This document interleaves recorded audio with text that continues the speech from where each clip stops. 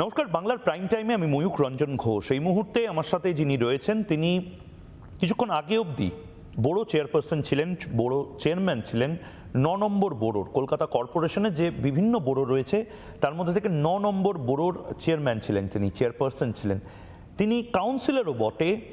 এবং অদ্ভুতভাবে এই মুহূর্তে অভিষেক বন্দ্যোপাধ্যায়ের বিরুদ্ধে পুরসভা যে নোটিশগুলো পাঠিয়েছে এবং সেই নোটিশের উত্তর যদি অভিষেক বন্দ্যোপাধ্যায় ঠিকভাবে না দিতে পারেন, পুরসভা অভিষেক বন্দ্যোপাধ্যায়ের বাড়িও ভেঙে দিতে পারেন, অবৈধ যে নির্মাণের অংশ সেটুকু ভেঙে দিতে পারেন। এবং এই সমস্ত কিছু যে বোরোতে বা যে অনেকগুলো ওয়ার্ডের ওপর যে বোরো থাকে এবং বোরোর ওপরে যে মেয়র থাকে, মেয়র পরিষদ থাকে, সেই বোরো ৯ নম্বর বোরোর চেয়ারপারসন দেবলীনা বিশ্বাস আমাদের সাথে রয়েছেন, যিনি ইস্তফা দিয়েছেন বোরো থেকে।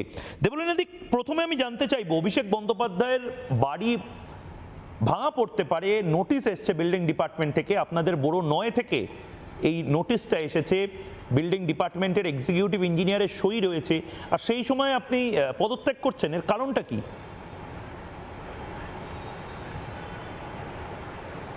এই নোটিশটা একদমই ঠিক, আপনি যেটা বলছেন এটা গতকাল হয়েছে এবং আমি জানতামও না প্রথমে নোটিশটা হয়েছে, আমি তারপর থ্রু মিডিয়া জানতে পেরেছি।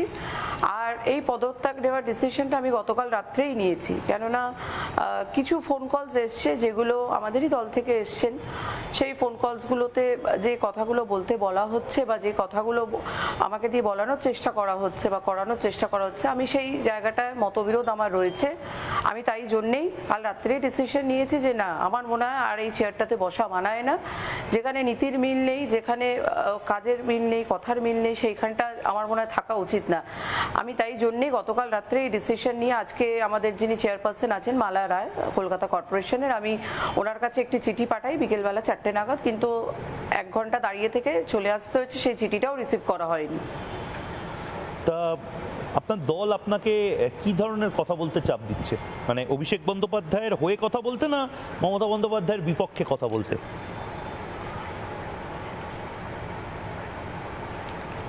দেখুন, ঠিক কথা বলতে বলা হচ্ছে না সেটা তো আপনি নিশ্চয়ই বুঝতে পেরেছেন, তাই জন্যই আমার এই পদত্যাগটা দেওয়া, যে আমি কাউন্সিলর থাকবো।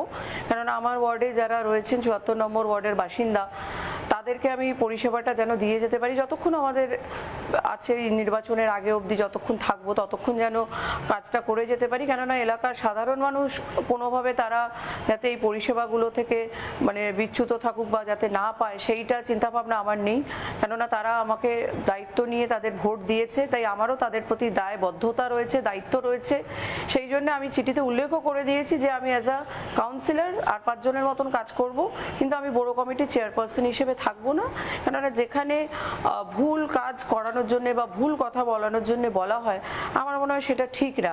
আমি তাই ভুলটাকে ভুলই বলছি আর ঠিকটাকে ঠিকই বলবো। এই যে অভিষেক বন্দ্যোপাধ্যায়ের যে 188 হরিশ মুখার্জি রোডের যে বাড়ি, যে বাড়িতে নোটিশ পৌঁছেছে এবং নোটিশটা পৌঁছেছে বোরো নম্বর 9 থেকে, ওয়ার্ড নাম্বার 73 বিল্ডিং ডিপার্টমেন্ট থেকে, এইটা ভুল না এটা ঠিক?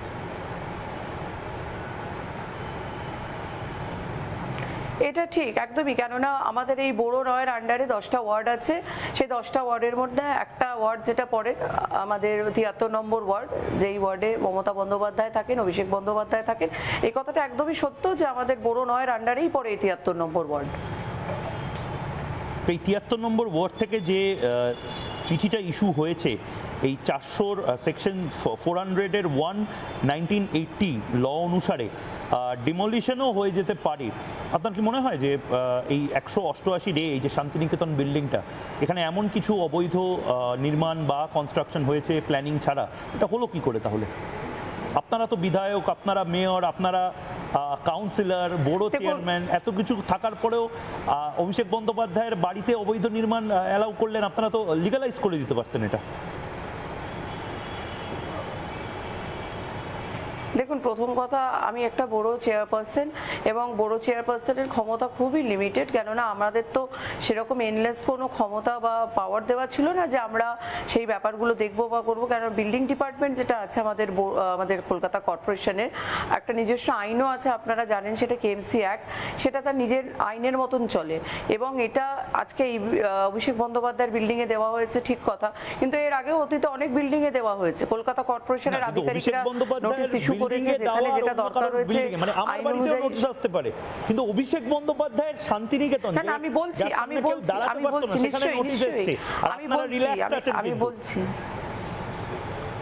নিশ্চয়ই না না আমি বলছি আপনাকে, সেই নোটিশটা কালকে ওনার বাড়িতে দেওয়া হয়েছে, আমি সোশ্যাল মিডিয়ার থ্রুতে দেখেছি। আমরা তো কোনোদিন, দেখুন, ওনাদের বাড়িতে যাইনি, ঢুকিনি, দেখিনি, এবং কে কারা বিল্ডিং এর ডিজাইন করেছে, কি করেছে, তারা বিল্ডিং ডিপার্টমেন্টে এসে জমা করেছে। মানে আমার অফিসের আমি ওই ওয়ার্ডের কাউন্সিলর নই, আমি ওই ওয়ার্ডের কাউন্সিলর নই, পাশের ওয়ার্ডের। আমি ৭৪ নম্বর ওয়ার্ডের কাউন্সিলর, আমি ওই ওয়ার্ডের কাউন্সিলর নই। তা আপনি অভিষেক বন্দ্যোপাধ্যায়ের সাথে দেখা করতেও কোনোদিন যাননি? আপনি তো মমতা বন্দ্যোপাধ্যায়ের পাশাপাশি ঘুরতেন, আমি দেখেছি ভবানীপুর নির্বাচনের সময় মমতা বন্দ্যোপাধ্যায়ের আমি নিশ্চয়ই, কেননা উনি নিশ্চয়ই আপনি নিশ্চয়ই দেখেছেন, সেটা অনেক টিভি চ্যানেলেও দেখা গেছে, কেননা আমাদের এমএলএ উনি আমাদের ভবানীপুরের এমএলএ, এবং যখনই র্যালি হতো, মিটিং মিছিল হতো, আমাদের 8টা কাউন্সিলর ভবানীপুরে সবাই থাকতো, সেখানে আমিও একজন কাউন্সিলর, আমি সেখানেই থাকতাম। আমি আলাদা কোনো ট্রিটমেন্ট পেতাম না তার জন্যে। আমাকে যেরকম সবাই কাউন্সিলররা দিদির পেছনে হাঁটতেন, আমিও একজন সেরমভাবেই হেঁটেছি। আর যেইখানে নোটিশটা দেওয়া হয়েছে সেই ওয়ার্ডটা হচ্ছে, দ্যাট ইজ ওয়ার্ড নাম্বার 73, আর I am councillor from ward number 74। ওই ওয়ার্ডের কাউন্সিলর হচ্ছেন কাজরি বন্দ্যোপাধ্যায়, আমি নই। তা আমি অবাক হয়ে যাচ্ছি, না কাজরি বন্দ্যোপাধ্যায়, না দেবলীনা বিশ্বাস, না ফিরহাদ হাকিম, এতজন ওই আশেপাশের এলাকায় রয়েছেন, একজনও কেউ এই 188 শান্তিনিকেতনের এই বাড়িটি নিয়ে একজনও কেউ প্রতিবাদ করছেন না? আপনার তো প্রতিবাদ করা উচিত ছিল, আপনি প্রতিবাদ করছেন না কেন? মানে এসকালেটর বা লিফট, দেখুন, আমি যখন আমাকে না, আমরা তো বাড়িতে ভেতরে ঢুকিনি, আমরা বাড়ির ভেতরে কোনোদিন ঢুকিনি, কোত্থেকে দেখবো? আমি তো বাড়ির ভেতরে ঢুকিনি। হ্যাঁ, মমতা বন্দ্যোপাধ্যায়ের বাড়িতে গেছি, কালী পুজোর সময় যেতাম, যখন মিটিংয়ে ডাকতো বছরে 1-2 বার, সেই সময় যেতাম, তাও তার বাইরে এমনিও যেতাম না। আর যখন রাস্তায় আমাদের মিছিল হতো, যেটা আপনি এক্ষুনি আমায় বললেন যে আপনাকে তো দেখা যায় মমতা বন্দ্যোপাধ্যায়ের সঙ্গে হেঁটেছেন, হ্যাঁ, আমাদের 8টা কাউন্সিলর, আমাদের এমএলএ হিসেবে উনি যেখানে প্রোগ্রাম করতেন, আমাদের ভবানীপুরে বলতেন, আমরা যেতাম।